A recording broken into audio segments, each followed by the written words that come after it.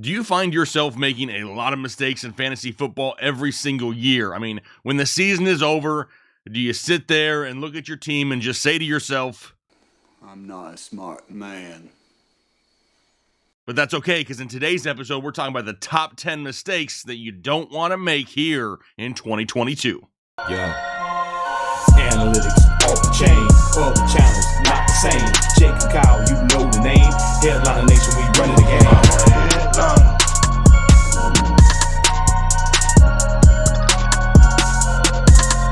I'm a headliner.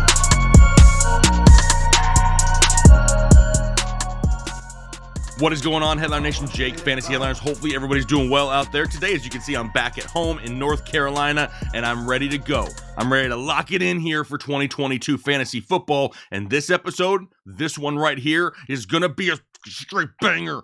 So all you members out there, throw the banger alert emoji down in the comment section, because I not only have a Jonathan Taylor signed jersey to give away, because you guys hit a like goal a couple videos ago, I got 10 mistakes that you want to avoid here in 2022 and moving forward. Even though these are some things that we talk about pretty routinely, people continue to make the same mistakes, and you got to knock that crap off, all right? So first things first, I have a signed Jonathan Taylor jersey, and the winner of this jersey is going to be J.D. Stewart. How did they win this jersey? Well, a couple videos ago in my running back rankings videos, I asked for 1,000 likes. You guys did it in like 3 days, which is absolutely crazy here in the offseason. So it got me thinking, can we kind of do it again? So how about this? I'll lower the bar a little bit, since this isn't really running back rankings, right? Good keywords there on YouTube. But with these 10 mistakes to avoid, if we can get 800 likes on this video, I'll not only pick a random commenter down below to give away a free draft guide, I'll also give you a free mystery jersey from Pristine Auction, a signed jersey, and it's going to be a good player. I got a stack of jerseys over there, but I'm going to keep it a mystery. A lot of people like surprises, and I got some good stuff sitting over there in the corner to give away, so make sure you head over to pristineauction.com, get your free account signed up for. Doesn't cost you anything. Use the referral code Headliners, and you're good to go in all of our giveaways all year long. There's a link down below. But now, let's talk about some mistakes that we want to avoid. And there's a lot of them, right? These are just going to be 10 of them, and I'll have a few bonus ones here at the end. I asked this question on Twitter to get some feedback from some of my followers there, and I'll definitely share some of those here on the screen with you at the end of the show as well. But first off, number 1 on the list. And this is something that I see a lot in the comment section. I'm even going to have some examples for you of kind of what we see all the time. It's drafting a position over a player. A lot of people will come into the comment section and be like, nah, man, I always go running back, wide receiver, tight end, quarterback. Okay, that's cool. Have a plan. I understand that, but you have to be willing to change that in a moment's notice, because I don't care how many mock drafts you do. I don't care how well you know your league mates. At some point, there's going to be a stupid pick and a player is going to fall. It may be at the beginning of the draft. It may be at the end of the draft, but you have to be ready to kind of alter your plan and make sure you're still grabbing the best players available at positions of need. Don't lock yourself in to a certain position in a certain round and just follow it like it's the spoken word, because it's just not that way in fantasy football. Number 2, you gotta avoid the rookie hype trains. And it happens every single year. And there's a good explanation for it, right? We're missing football. We want football. The NFL draft happens, and it's like Christmas morning for us football junkies, right? We're looking forward to some football news, and every new incoming rookie is like the next rookie of the year, right? A lot of people believe so much with these rookies, and even in a quote-unquote down-class year like we have this past year, a lot of great talent, but nobody really head and shoulders above the rest. A lot of people are blowing the hype trains out of proportion. Breece Hall, some people crazy high on Breece Hall. Breece Hall is not going to be Jonathan Taylor this first year, in my opinion. A lot of people want to go out there and they look at Treylon Burks. He's going to be, the next Jamar Chase. Slow the roll a little bit, all right? Don't overhype rookies. When it comes to redraft fantasy football, year-long fantasy football, you don't want to go too heavy at the rookie position, because if they don't pan out, you've lost already right here on draft day. Number 3, We got to stop overreacting to off-season video clips and pictures. Remember, last year was like quads. Everybody was obsessed with quads last year, or Devontae Smith's lack of quads, I guess you could say. But whatever you do, you can't take these little itty-bitty workout clips, these still pictures, and blow them out of proportion to where we really overvalue a lot of players or undervalue a lot of players. Do you remember the Tua clip? It was like a month ago, maybe, if that long ago, right? Where he underthrew Tyreek Hill, and the internet went absolutely crazy. You know, Tua can't throw the deep ball. Tyreek Hill's not going to be explosive in this offense because he can't burn defenders deep, because he can't get the ball down the field. Whatever it may be, and then all of a sudden, now we're starting to see clips come out of Tua finding Tyreek Hill deep down the field, and people just want to totally backtrack on what they were saying a couple weeks ago. Listen, it's practice, it's OTAs, it's training camps, they're in shorts, they're in t-shirts, there's no pads involved. You gotta stop overreacting to these clips. We're seeing clips of like Jamison Williams, the wide receiver, the rookie wide receiver here in Detroit. I love seeing video clips of him working out, but we can't overhype it to the point to where he think he's going to be 100% week one, because there's a real possibility he's not. We have to let things play out. We have to let things kind of develop over the offseason so we can make better decisions in August. So we're not overreacting to these clips here in the offseason. What about number 4? And it's a pretty big one. It's name value versus real value. There's a lot of players out there that are going to be scrolling through their draft boards on draft day, and they're going to see some names that are a little bit further down the list and think that they found an absolute gem, a steal in their fantasy football drafts. But is it real?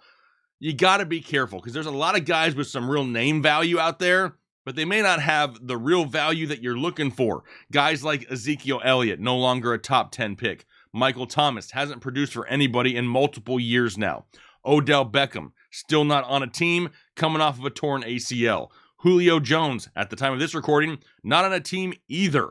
So there's some guys out there with some real name value that you see that you may want to add to your roster because you remember performances from years past. You don't want to confuse the two. If the value isn't there in the current year, you don't want to take all those risks on all those players just because they're a little bit further down the list. There's probably a pretty good reason why they're down that list. You have to do your research and you have to understand why. Number 5, and this is a pretty big one. How about worrying about bye weeks too much? Stop worrying about bye weeks. I say this every year. Why are people not listening? I don't care what a player's bye week is. And maybe you're sitting there watching this going, this guy's nuts. No, I'm really not. It's worked forever for me, because think of it this way. Okay, so you got 14 games in a regular season in your fantasy football league? Probably somewhere right around there. Everybody's different, I know. I will gladly go 13-1 and lose on week 7 if I build a team full of absolute superstars that are going to take me the distance. I'm not going to pass on a player with huge ceiling that I believe in 2022 just because of a bye week. Don't be confused. Sure, that week may suck. The other ones probably aren't going to, so don't overly rely on bye weeks. How about number 6? And this one is a big one. This list is in no particular order, but if it was, this one right here probably gonna be number 1 on the list, because this one, I don't understand this one, but this one happens so often. So the majority of us here are a bunch of impatient dudes. I get it. Trust me, I understand. But blowing up your team too early is the biggest mistake you can make in fantasy football. I cannot begin to tell you. In fact, you'll be able to see it this season. Once the season starts and week 1 ends, there's going to be some studs that underperform. It happens every year. And after 1 week, our comments will be filled with, man, I can't believe I drafted so-and-so. He's a bust here this year. It's been one damn game. Calm it down just a little bit. You're gonna be okay.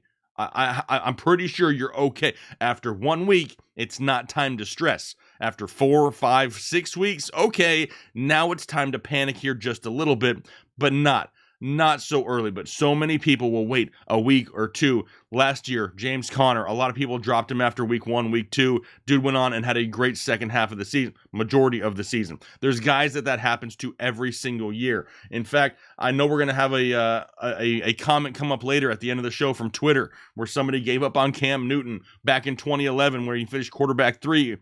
It happens every single year. Don't be so quick to blow up your team. Let it play out a couple weeks. You're not going to be eliminated from the playoffs after week 4. After week 4, you can kind of look at your roster and make some moves, make some decisions, but don't do it too quick. More times than not, it's going to end up burning you. Next, number 7. How about taking multiple risks early in your drafts? Now, I have a good example of this, but there's going to be a lot of pushback to this. A lot of people worried about Christian McCaffrey. Noted. So am I. What about Saquon Barkley? What about Ezekiel Elliott? There's a chance that you could end your draft with 2 or 3 of those guys.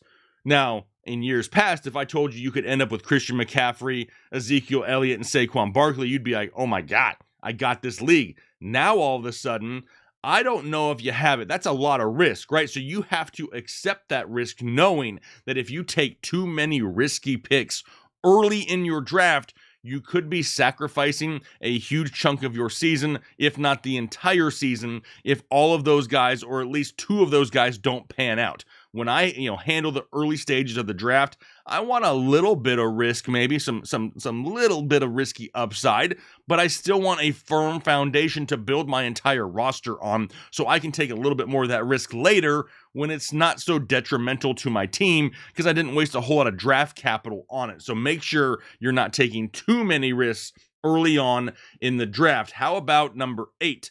Not being able to let go of prior year's performances. This happens every single year. This guy got me to the championship. I'm going to draft him again. I've had people asking me questions in my rankings. Hey, where's James Robinson? He's done great for me in years past. He had a healthy Achilles back. He tore his Achilles last year. You have to pay attention to some of those things. Just because they happened in years past doesn't mean the situation and the scenario is the exact same here this year. You have to be able to differentiate between different years. Don't fall in love with a player to the point where you're willing to take him just because of what he did last year. If he's not in a position to do the same thing or better, there may be a better option out there for you, so don't lock yourself into players just due to their past performances on your teams in previous years. Number 9, how about rostering multiple quarterbacks, tight ends, defenses, and kickers? Don't do that. Please don't do that. You're wasting roster spots. Why do you not want to roster multiple quarterbacks? Well, as long as you're in a 1 quarterback league, there's 20 guys this year in the NFL that I wouldn't mind starting on a weekly basis in fantasy football. You don't need to roster 2 of them. You can always pick one up when you need one, if you need one, or for a bye week. Tight ends, the same thing. Each team in your league is going to have a tight end, which means 10 or 12 tight ends are going to be off the board. I'm sorry, but tight end 13 through 20, pretty freaking similar, and they all have the same associated risk and ceiling. So don't roster them. If you need another one, you pick one up when you need it. Defenses. What are we doing? Why are we rostering defenses?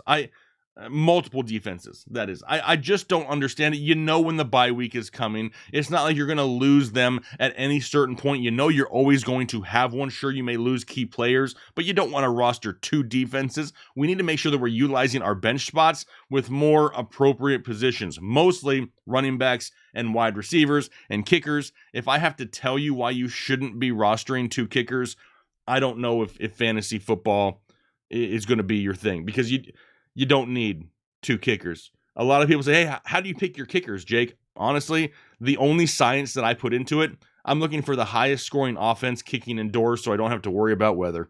That's as much as I really put into my kicker research, if I'm being completely honest. And lastly, which will leave us to number 10, and honestly, I know I've said this before as well.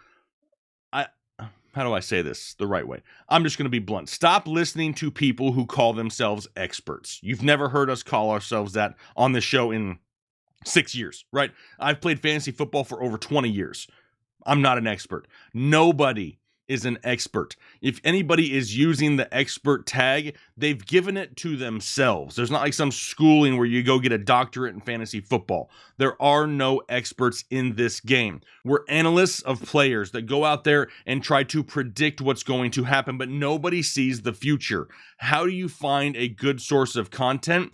You find somebody who will not only give you an opinion, they're going to back it up with factual research, and then they're going to stand behind their work. And when they're wrong, they're going to say they're wrong. When they're right, they're probably not going to be overly excited because they should have acted like they've been there before, right? You shouldn't be doing this if you're not right majority of the time. It's why we put all of our accuracy reports in every single week of the season, but it's never been easier for people to go out there and make content, and more power to you. But if people are telling you what to do because this is what I think, or I feel like, or I'm an expert so you should listen to me type stuff, trust me, you're going to get yourself in more trouble than anything else. You got to find people with good track records. Of course, I want you to make this your home channel so we can help you be better at fantasy football. I would like to think that the reason we've grown as fast as we have is due to our past track record of being pretty freaking accurate. So if that's what you're looking for, you found the right spot. Hit the subscribe button. But now let's take a look at a few of the mistakes to avoid that we got from Twitter. First one from Ryan. Is it Ryan? It can't be Ryan. No, it's Ryan. People insisting on drafting players because they're on their favorite NFL team. Yes, we get this one a lot, right? I'm a Packers fan, so I'm going to draft Aaron Rodgers and Aaron Jones and A.J. Dillon and Alan Lazard. I've seen that happen a lot. I'm a Raiders fan. I'm going Derek Carr, Josh Jacobs, Devontae. Not that they're not all good options for some teams. Some teams. If you're a Houston Texans fan, by all means, do not do this. But what happens if that team struggles, right? If that team has a bad game, are we looking at a team that's going to win 8-9 games? If that's the case, that means 8 to 9 weeks, you're probably going to struggle. So you don't want to overly do that. That's a good one. How about Chris Pine? Going into the draft not knowing league setting or scoring settings, drafting a QB too early, relying on ADP, and last year way too much, not paying attention to injury history. Let's concentrate on the injury history one there for a second. A lot of people will ignore that, right? A lot of people will ignore that last part of injury history. That's why we got the doc here, right? That's why Dr. Ethan Turner is in the house all the time, so we know which injury histories to pay attention to and what not to. Rob Dorn, drafting quarterbacks too early over running back and wide receivers, 100%. You know. If you've watched this channel at all, I am not an early quarterback guy.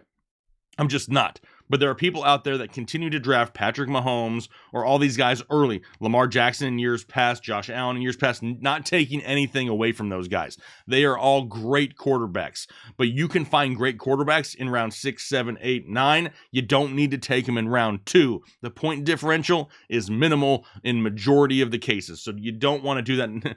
Actually, typically, and we're going to talk about this in a future episode. We did it last year. I'm going to show it again here in the coming weeks. But statistically, right around that 8th to 9th, you can even say 7th to 9th round or so, that's the sweet spot. That's the honeypot for quarterbacks that every single year, a quarterback in that range, somebody that excels and finishes inside the top 3 or so. So that's kind of where we focus every single year. Bagley is the guy that had, Cam Newton back in 2011. His league mates pressured him and said that he sucked and he didn't need him, so he dropped him. Don't let that happen to you. Troy, people underestimating Chubb. Love you, Troy. Eduardo, not following Headliner Nation. You damn right. You should be here all season long. We enjoy hanging out with you guys. We make this show as interactive as possible. You can go back through past videos. We're active in the comment section, and we love to be a part of this community with you, the viewer. So looking forward to doing that once again here all off season. Our draft guide is available for pre-order right now. If you're looking for all the information that you need, over 600 virtual pages of all things fantasy football, we got you covered. Head over to thefantasyheadliners.com right now. Get yours pre-ordered. Scheduled to drop right around July 1st. We're shooting for it. A lot of work going into it, so make sure you check that out if you're interested. But for now, I'm going to get out of here for the day. Hopefully you guys enjoyed your 10 mistakes to avoid here for 2022. If you have others, leave them down below in the comment section, because when we remake this video next year, you never know, your comment may just show up. But hopefully you guys have a great rest of your day, a great week, and we'll talk to you later.